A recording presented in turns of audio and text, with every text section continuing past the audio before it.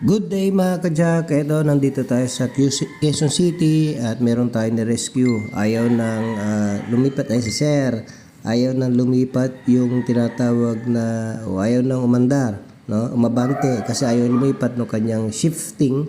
So kahit anong ilagay mo diyan sa drive, reverse, neutral talaga ayaw na talaga, no? So anyway, mapapakiramdaman niya naman pagka lumuwag. Kahit anong ilagay nyo, kung kahit saan nyo ilagay, talagang naka-stack siya sa neutral. So, yan ang ating sinervisan sa Quezon City. So, i-check natin. Tignan nyo, naka-stack sa neutral lang at ayaw gumalaw. I-check natin. Ito, after natin mapalitan, makita, nabuksan na natin ito ang natanggal mga ka-Jack. So, usually, kadalasan talaga itong bumibigay ito kahit ano man sasakyan. No, yung tinatawag na shifter bushing nila. So, ito, ginagawa na natin. Kita nyo na mga ka-Jack, tanggal. So, ang gagawin natin dyan, syempre, pagka nag-home service tayo at may mga ganito, wag ho kayo mag-alala. Ang Jack of all trades, auto care, ang bahala mga ka-Jack, no? Yan, may dala tayo. At yung bushing na ginagamit natin, hindi na plastic, no?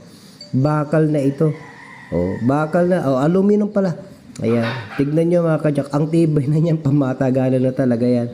So, kasi yung original niyan, mga lang siya, parang plastic yung bushing niya. Katagalan, nadudurog, bumibitaw. So, kung kayo ay may mga sasakyan na ganito, bios, ay palitan nyo na habang maaga pa. Mag-book kayo mga ka-Jack dito po sa Jack of all trades Auto Care. Tignan nyo, okay na. Yan lang. No, syempre medyo malayo kaya ni-rescue natin at ayan, lumilipat na sa kanyang dashboard, makikita nyo. P, lilipat na yan sa R, N, D, ayan, sa 1, ayan, lumilipat na mga ka-Jack, makita nyo naman. Unlike nung una, hindi talaga lumilipat kasi nga nakabitaw. So, ito medyo madali naman na i-trouble to, kaso nga lang siyempre pag kayo may-ari hindi marunong, pinupuntahan natin sa bahay, tapos tayo ang nagagawa, nagkakabit, siniservisan natin. So kung mas maganda, mas mainam, ang model ng sasakyan nyo ay ganito, may mga ganyan na shifter bushing, ipapalitan nyo na agad sa amin, no? Aluminum na po yung nilalagay namin para sa ganun ay tatagal na talaga siya.